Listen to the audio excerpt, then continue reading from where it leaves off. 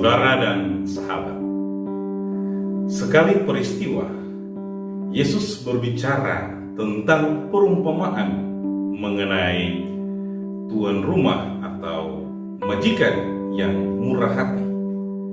Majikan itu pergi mencari para pekerja untuk kebun anggurnya. Ia menemukan beberapa kelompok orang pada jam yang berbeda-beda. Pada waktu pagi-pagi benar, majikan itu pergi dan menemukan para pekerja dan membuat kesepakatan tentang upah sedinar sehari. Kemudian, kira-kira pukul 9, 12, pukul 3 sore, dan 5 sore, ia menemukan kelompok pengangguran di pasar. Majikan itu menjanjikan apa yang pantas jika mereka bekerja di kebun anggurnya. Tidak ada petunjuk yang menyebutkan bahwa mereka itu malas. Mereka hanya tidak punya pekerjaan. Persoalannya muncul saat masing-masing kelompok itu menerima upah. Majikan itu melakukan hal yang tidak biasa terjadi. Ia membayar upah mulai dari kelompok yang terakhir, yang masuk pada jam 5 sore, berturut-turut sampai yang terdahulu. Bahkan, semua pekerja itu diberikan upah yang sama, sedinar sehari. Terkesan, majikan itu tidak adil. Bagaimana mungkin mereka yang bekerja pada jam 5 sore mendapatkan upah yang sama dengan mereka yang bekerja sejak pagi-pagi benar?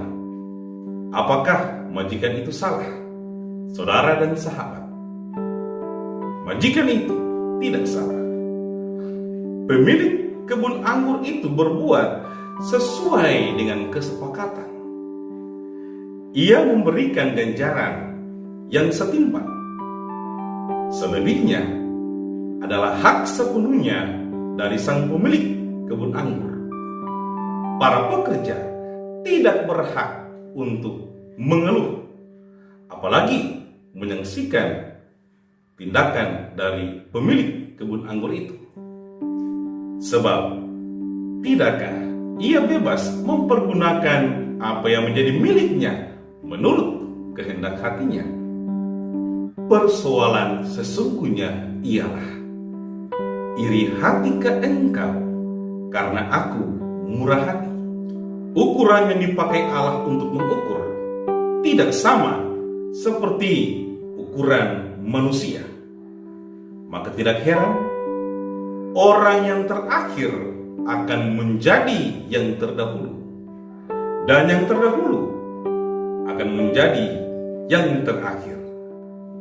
Saudara dan sahabat, Yesus mengkritik kaum Yahudi zamannya yang sungguh egois, tertutup, dan keras kepala. Majikan itu ialah Allah Bapa. Kelompok pertama ialah kaum Yahudi, kaum pilihan Allah sejak Abraham dan Musa. Dan kelompok berikutnya ialah bangsa-bangsa lain, termasuk di dalamnya kaum kafir. Tetapi mereka itu ternyata berkenan kepada Allah. Maka berkat kemurahan hati Allah, mereka mendapatkan anugerah keselamatan yang sama. Kasih harus dibagi. Kepada mereka yang belum mengenal Kristus, mereka pun pantas menerima hak istimewa dan keuntungan yang sama.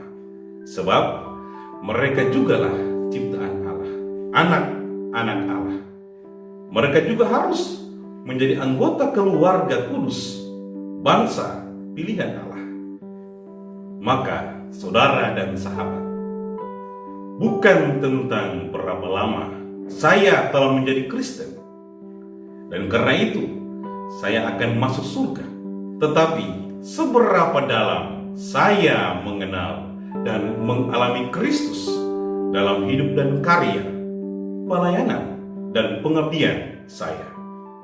Gereja keluarga, kelompok kategorial, kelompok masyarakat, bahkan negara ini bukan tempat iri hati dan saling benci.